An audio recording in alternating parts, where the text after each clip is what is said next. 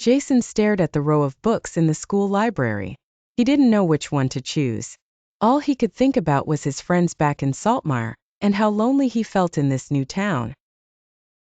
He needed something fun to do, but none of the books in front of him gave him the feeling of excitement that he usually felt when he entered a library. Reading and music were Jason's favorite things, but since the move, neither of them helped him feel happier. The librarian appeared behind him and pointed toward a book in the middle of the shelf. "Have you read that one?" she asked. "I think you'll like it." She went off to another part of the library. Jason pulled the book free, causing the one next to it to fall onto the floor. He picked it up and read the title, Moving Out. He read the summary on the back cover and couldn't believe it. The story reflected exactly what he was experiencing with his own family: a new home, a new school, all because of his father's new job. Jason felt he had to read the book. He sat down at a table and began to read. "Where do you think Jason has gone?" "Hi, you're the new boy, Jason, right?" Jason looked up at the girl who approached him. "That's right," he said, but without much enthusiasm. "I'm Becky. Hey, do you know if the internet is working again?" she asked. "I tried it earlier, but it was really slow." Jason was too distracted by his book to pay much attention. "I don't know. You should ask the librarian, Becky," he replied, and he continued to read as Becky walked off to find help. Suddenly, his head began to hurt, and the print on the page became blurred.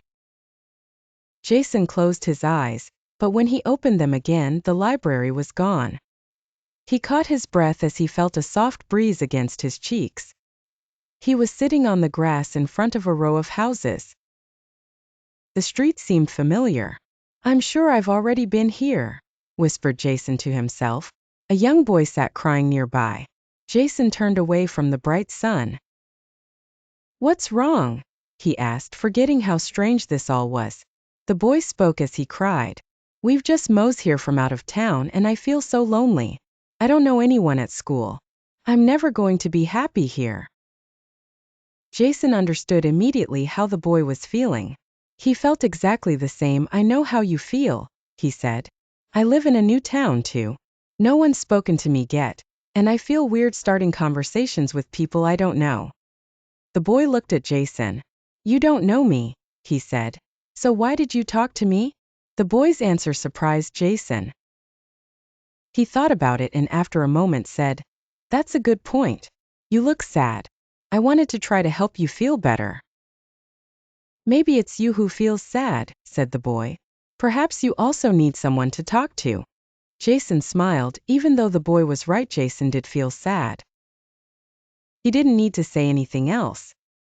He saw from the comforting smile that formed on the boy's face that he already knew.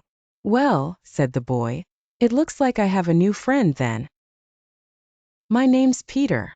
They shook hands. "I'm Jason. Nice to meet you." Peter suddenly seemed a lot more positive. "I'm sure you'll make friends in your new town," he said. "Doesn't anyone at school talk to you?" Jason remembered Becky asking him about the internet, the first person to talk to him at school, and he didn't pay attention to her. He felt bad about his behavior back in the library. The library. Jason's head began to hurt again, and he closed his eyes against the sun. When he opened them, the breeze was gone, and he was surrounded by the smell of books. Becky appeared again in front of Jason. "I'm really sorry to disturb you," she said, "but could you help me with the internet, please? I want to find some information about New Orleans.